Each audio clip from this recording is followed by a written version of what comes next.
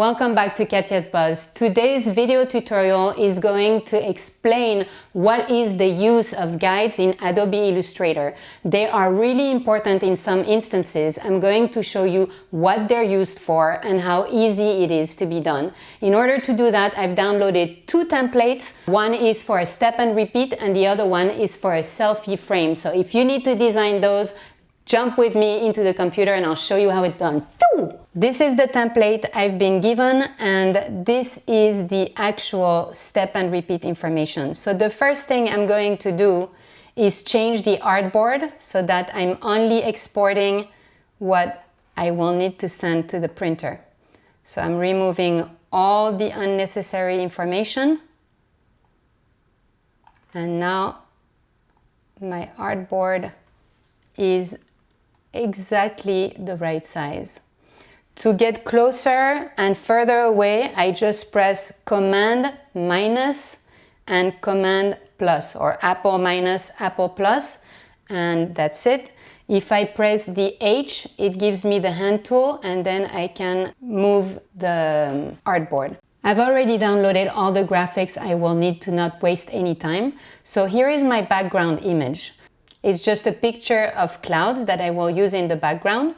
And now I have set a bunch of logos that I want to use in the step and repeat. And so I could just go ahead and send it that way, but it's actually not properly designed. And I'll show you why. If you remove this, you will see that my logos do not fit in the actual template. You see, this is the finished line. This is the bleed line. So this actually will not be printed. The safe area is those blue dots here, and so everything I want to show needs to be inside that safe area. And the finished line is over there. So in order for me to know what I'm doing, because as soon as I put my background, they disappear, I need to remove the background, create a new layer so that when I use my images, I can decide to have it on top and show it or not show the guides that I'm about to create. So I'm gonna name that layer Guides. And I'm going, okay, just in case I went to rulers, just in case you don't have rulers on your Adobe Illustrator, you need to first go to View, Rulers, and Show Rulers. That is necessary for you to look at the guides. So from here it's very easy. You just put your mouse cursor here on the rulers area and you just pull a line. And so I'm going to pull my first line here. I'm going to pull the other one here. I'm going to pull a third one here and a fourth one here. I'm going to do the same thing for the top and bottom. So I'm going to put one here. Okay, so as you can see here, I wasn't able to move it at enough increments to get on the line. So I have to get closer and then I have to go here, Guides. And if they are locked, you just unlock the guides, but apparently they are not locked here. So I'm going to take that guide and move it into the line. Now I'm going to go to the top, move the line here, and move the line here. Apple minus, so I can see everything. I'm going to remove my pictures for now, and I'm going to remove the template. So the guides are showing me everything I need to know about that document. It matches perfectly my template. So now I don't really need to show the template anymore because the moment I put the background, my template disappears, but now I get to see everything I need to know to make sure everything fits in the final print. So I'm coming closer, Apple H to get where I need to be. And as you can see, my logos are not designed properly, they would print outside of the area that I want. So I'm going to use the logos. I've already grouped them, so they are all into one subcategory. And this way I can move them all together. I'm going to press the Shift key so that I don't mess up the design of the logo. If I don't press Shift, it will mess up the logo. I have to press Shift to restrain the proportion of the logo. So Shift, Shift. So I want to make sure I'm going to lock the background so it doesn't move, because I want only the logos.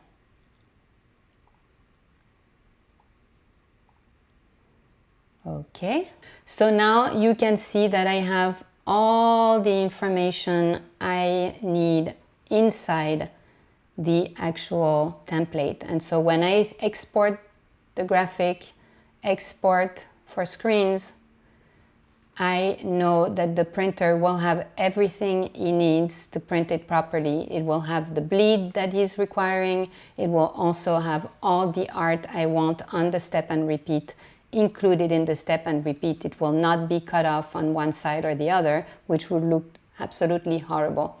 So this is how you do this. In fact, I'm going to bring it a little bit up, and just to show you how it will look when people take a picture in front of the step and repeat.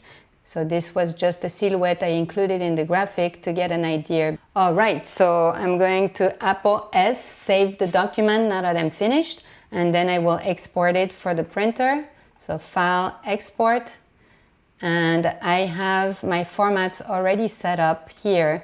I usually do a ping in case I'm designing something with a transparency. I do a 300 ppi JPEG if I want to send it to a printer. I do a 72 ppi, which is for the web. And I also do a PDF, which is the best possible option if you're sending it to a printer, because that's vector art and it will have all the highest quality for them to use to print. So in that particular case, I will be using the PDF for the printer. Export artboard. So all 4 files are exported into my document, and that's it for this one. The next document that will also require the use of guides is the selfie frame. I downloaded this, and in order to design it, I need to design around this. So as you can see, this is the safe area. Now this frame is going to be the cutout, and the surrounding is going to be what we'll be printing on the final frame. So again, I have all the pictures preset so that I'm not wasting any time. Okay.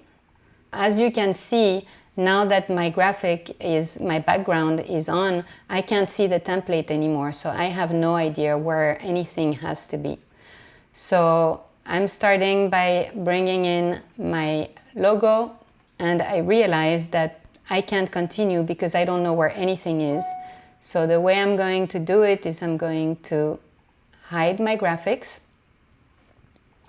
create another layer, bring it on top of my images, call it guides, make sure I have the rulers on, and I'm going to drag my guides. So puff, puff, puff, puff, and I'm going to also make sure I have those on so I know what is really in the safe area, because the rest may or may not appear in my final print. So whatever is super important must be in these 2 gray areas. So now I can remove the guides, I can remove the templates, and you can see that the guides are giving me exactly what the template would have given me. So I have that information on top of my pictures. So now if I show my pictures, aha, I know where I need my items to be. Because the template is no longer relevant at this point, it's behind. Now, if I were to put the template on top, it doesn't help me either, because then I can't show my graphics. So now I can go back to my pictures, and I have already put all the graphics I want to print, and that's how you do it. Now, I'm going to take this.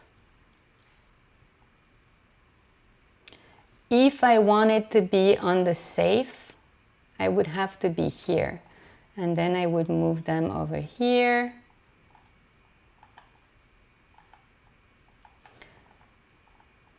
But the way I've decided to go, I'm gonna retrace. So Apple Z, Z, Z, Z, Z, so that it goes back where it belongs. What I want to do is the printer cut around my images. So this one will not have to be cut, but the Photoshop will have to be cut, Premiere Pro will have to be cut, Apple will have to be cut, and Adobe Illustrator logo will also have to be cut, as well as my logo. And so my selfie frame is pretty much finished. Now all I need to do is to make sure I get the proper idea in my mind. I put together a rectangle, so that will be where my guests will be able to be in order to take a picture. So in order to show you exactly how that's going to be, I inserted a picture of me and my mom on Mother's Day, my beautiful mother. And so if we were at the event and wanted to take a picture, this is exactly how it would look. I would have my logo right here, so I can actually move it a little bit. If I want to be dab middle, I wait until I get, you see the little purple line in the middle that shows that my logo is perfectly in the middle. And that's it. So now if I want to export it, I need to remove the photo, remove the rectangle. The guides wouldn't be printed, but you know, that's pretty much how it will print, and then the printer will know. So I can keep the guides, file, export,